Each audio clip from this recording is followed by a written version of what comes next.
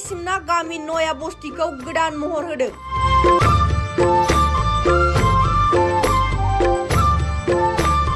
बर'नि आंगो फोरबो रंजालि बैसागु बोथोरनि समाव खाम जथा सिफुं बायदिनि देंखोजों गोमसारदों बांलादेशनि सीमा मेघालयनि बलागन्ज नया बस्ति बर' गामिया। जोंनि आमाय थुख्लुनि फोरबो रंजालि बैसागुखौ फोथांनानै लाखिनाय थांखियै बांलादेशनि सिमना मेघालयनि बलागन्ज नया बस्ति बर' गामियाव गोदानै लुनाय बाथौ थानसालिखौ दिनै नेमखान्थि बायदियै बेखेवबाय। हाबाफारि बायदियै फुंबिलि समाव सिजौ बरायनाय, सिजौ गायनाय, बाथौ थानसालि बेखेवनाय, बाथौ गौथुमनि मोनबा गाबनि फिरफिला बिरहोनाय आरो बेनि उनाव गौमा आरज गाबनाय हाबाफारिया जानानै थाङो। बेनि उनाव मोनसे गेवलां मेल लानाय जायो। बे मेलावनो बाहागो लायो मेघालय सेला कनस्टिट्युन्सिनि एमएलए बालाटी कुपार सेन्डेम आरो सेला कनस्टिट्युन्सिनि एमडिसि बारी कुपार सेन्डेम, मिरु दुलाराय बाथौ गौथुमनि आफादगिरि सभाराम बसुमतारी, गाहाय नेहाथारि गणेश दैमारी, मिरु दुलाराय बाथौ गौथुमनि माइनाव आफाद, शिलं दखरा दुलाराय बर' फरायसा आफादनि माखासे हानजाजों लोगोसे गोबां खौरांगिरिफोरा बाहागो लादों।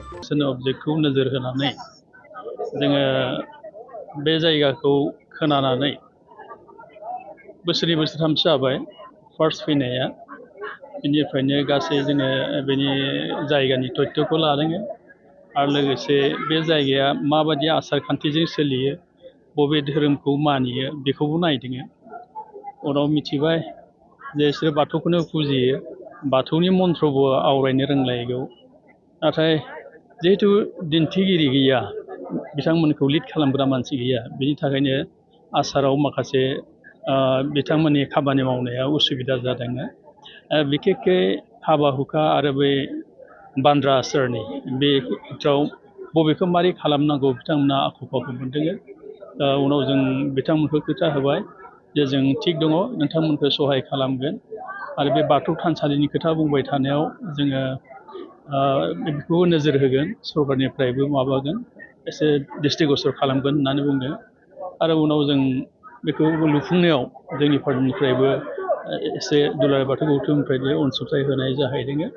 दा जोंनि राव हारिमु आरो धोरोमखौ बांलादेश सिमायाव थानाय चेरापुन्जीनि इस्ट खासि हिल्सनि नया बस्ति भलागन्जनि बिथांमोना जे लाखिनानै दङ खस्थ'नि गेजेरजों, गोबां दिघलिया माबा गैया, सम्पर्क गैयि बायदि जाहैदों खाथियाव।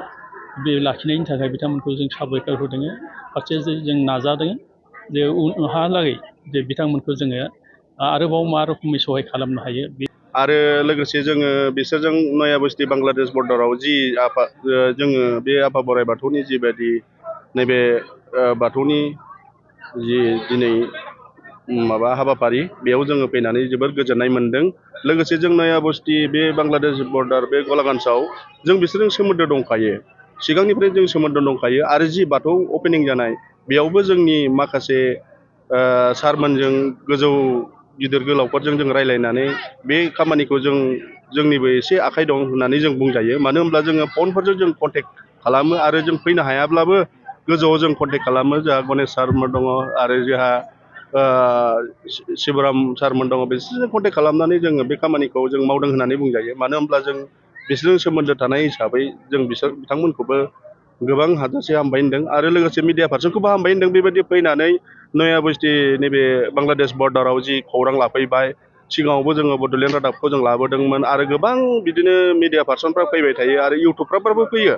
नाथाय फैनायनि गेजेरजों जोंहा माबा मोनसे खामानि जानांगौ, बेखौसो जोङो जोंनि गोसोनिफ्राय जों हामलायथि बावहरो। जाहाथे फैनानै निउस मिडियानि गेजेरजों बयबो बे जायगायाव बर'फोर दं होननानै गासिबो मोनथियो आरो बेयावदि बाथौ मन्दिर मोनसे गायसनजाबाय होननानै जोंनि बर'फ्रा खना खनला जेसेबांखिनि जायगायाव दङ, बिटिआरनि जोंनि बायह्रायावबो थानाय, जिखुनु गोजान गोजान जायगायाव थानाय, बिसोरबो जाहाथे मोनथिदों मिडियानि गेजेरजों।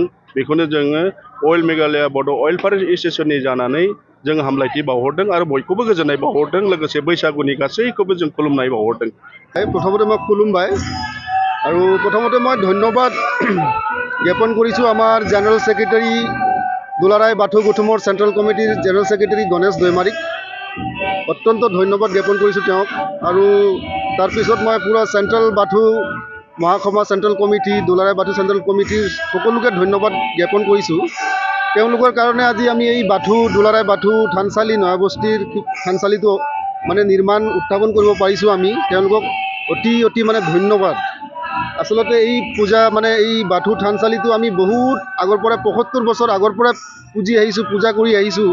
কিন্তু আজি আমি তেওঁলোকৰ কাৰণে এইটো জেগাত মানে নিৰ্মাণ কৰিব পাৰিছোঁ বা কমপ্লিট কৰিব পাৰিছোঁ, সেইটো কাৰণে মানে অত্যন্ত ধন্যবাদ।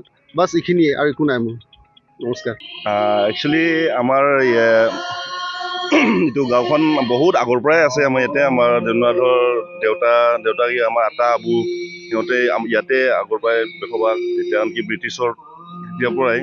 তাৰপিছত কি হ'ল, আগতে মানে বৰ্তমানে মই এতিয়া ইণ্টাৰভিউ দি আছোঁ, আপোনাক অসমীয়া কথা দিয়ে কৈ আছোঁ, ভাষাত মানে কৈ আছোঁ যে আগতে মানে কি আছিলে, আমাৰ গোটেই বড়োৱে ভাষা মাতিছিলে। তাৰপিছত লাহে লাহে মানে এইটো মানে বড়ো ভাষাটো মানে আমাৰ ইয়াত মাইনৰিটি মেজৰিটি বহুত মানে বঙালী থাকে, এইটো বঙালীৰ লগত মিক্স হৈ কিনে ভাষাটো মানে অলপ হেৰি হৈ গ'ল, পাহৰি গ'ল। এতিয়াও মানে আমাৰ আইতাবিলাক এইটো যোনটো আটা আবু যোনটো আছে আগাৰ, এতিয়াও সিহঁতে ক'ব পাৰে। এইটোৱে আমাৰ মানে বৰ্তমানে আমি মানে এইটোৱে ভাবিছোঁ যে এতিয়াতো আমাৰ লাহে লাহে আমি গাঁৱত এনে আকৌ ভাষাটো আনিব চাই আছোঁ। বড়ো বুলি আমাৰ সৃষ্টি যোনটো মানে পৰিচয় যোনটো, এইটোতো মেইনটো ভাষাটোৱে। তথাপিও মানে আমি ভাবিছোঁ যে আমাৰ ইয়াতে গোটেই বাথৌ হেৰিকে মানে এইটো মানে ইমান আমাৰ এইটো বাথৌ মন্দিৰ এটা থানচালি এটা নাই। এইটো কাৰণে আমি ভাবিছোঁ যে এই থানচালিতে থ্ৰুতে আমি মানে স্থাপন কৰিছোঁ যে এইটোৰ কাৰণে যে যাতে আমাৰ এই বড়ো মানুহ ইয়াত আছে বুলি কোনোবা আহিলে যাতে চিনি পায় যে এইটো বড়ো গাঁও বুলি এটা চিনি পায়। তাৰপিছত আমি বড়োলেণ্ডৰ চিফ আমাৰ হাগ্ৰামা মহিলাৰী, তাকো বহুত ধন্যবাদ দিছোঁ যে তেখেতে বহুত আমাক হেল্প কৰিছে এইটো মন্দিৰ থানচালি বনাবৰ কাৰণে। আৰু এইটো ৰিকুৱেষ্ট আমাৰ গাঁৱৰ তৰফৰ পৰা আমাৰো আৰু এটা ৰিকুৱেষ্ট যে ছাৰ হাগ্ৰামা মহিলাৰী যদি এবাৰ হ'লেও আহি কেনে আমাৰ গাঁৱত মানে যাতে ভিজিট কৰিব পাৰে, আৰু চাই যাওক। যদি আহি যায় তেনেহ'লে আমি বহুত মানে ভাল পাম। আৰু এইখিনি আমিতো একচুৱেলি আমি চাওঁ, আমি কৈ আছোঁ যে বড়োলেণ্ডৰ পৰা যিমান দিনে আহক, যেতিয়াই আহক, আপোনালোকৰ কাৰণে মানে এনি টাইম আৰু ৱেলকাম আৰু আপোনালোকৰ কাৰণে। নয়াবস্তিত আমাৰ ভোলাগঞ্জত মেঘালয়। এইটোৱেই কামনা থাকিল আপোনালোকৰ। ধন্যবাদ। আমি আমাৰ নয়াবস্তি গাঁৱৰ হৈ কিনে বহুত ধন্যবাদ হৈছোঁ। আপোনালোকে যে আমাৰ এইটো মন্দিৰটো আহি সকলোৱে মিলি কিনে উদ্বোধন কৰি দিছে, এইটোকে আমি বহুত নথৈ আনন্দিত হৈছোঁ। আমাৰ নয়াবস্তি গাঁৱৰ পৰা সকলোৱে ৰাইজে আনন্দিত। আৰু আপোনালোকে কোনোবা অসমৰ পৰা সকলোৱে যদি আহি এনেকুৱা আমাৰ লগত পাৰ্টিচিপেট কৰে, আমি বহুত ভাল পাম। আপোনালোকক সকলোৱে এবাৰ আহিব লাগে, মোৰ এইটো অনুৰোধ আপোনালোকক।